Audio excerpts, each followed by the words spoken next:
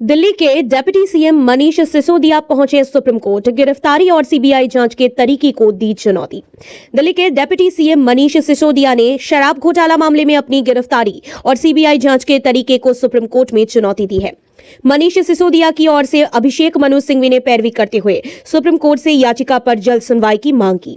मुख्य न्यायाधीश ने अभिषेक सिंघवी को सुनने के बाद पूछा कि ये सीधे सुप्रीम कोर्ट आने से पहले उच्च न्यायालय क्यों नहीं गए। इस पर सिंघवी ने विनोद हुआ मामले के सुप्रीम कोर्ट के फैसले का हवाला दिया। इसके बाद चीफ जस्टिस चंद्रचूड़ ने कहा कि ये मामले की सुनवाई दोपहर 3:50 में करेंगे।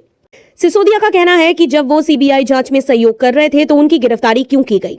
बता दें, मनीष सिसोदिया को एक विशेष अदालत ने सोमवार को 5 दिन के लिए केंद्रीय अन्वेषण ब्यूरो की हिरासत में भेज दिया।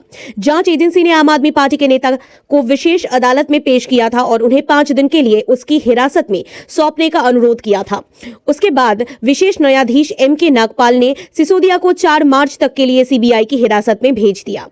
न्यायाधीश ने कहा था कि हालांकि आरोपी इस मामले में पहले 2 मौकों पर जांच में शामिल हुए हैं, लेकिन यह भी देखा गया है कि वो जांच एवं पूछताछ के दौरान किए गए अधिकतर प्रश्नों के संतोषजनक उत्तर नहीं दे पाए।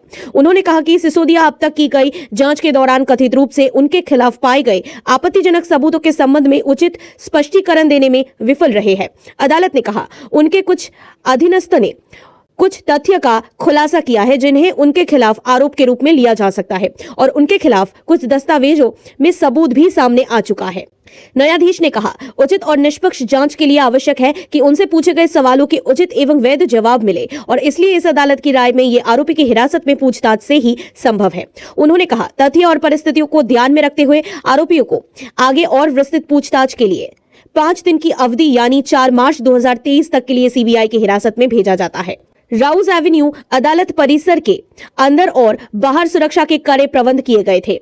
सीबीआई ने 2021-22 की आबकारी नीति अब रद्द की जा चुकी है, जो उनको लागू करने में कथित भ्रष्टाचार के सिलसिले में रविवार शाम सिसोदिया को गिरफ्तार किया था। अदालत में 1 घंटे से अधिक समय तक चली सुनवाई के दौरान सिसोदिया के वकील ने कहा कि उपराज्यपाल ने आबकारी नीति में बदलावों को मंजूरी दी थी, लेकिन केंद्रीय जांच एजेंसी निर्वाचित सरकार के पीछे पड़ी हुई थी।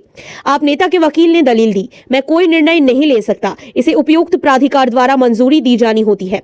सिसोदिया ने दावा किया कि उनके खिलाफ कोई सबूत नहीं है और उनकी रिमांड के लिए सीबीआई के अनुरोध का विरोध किया।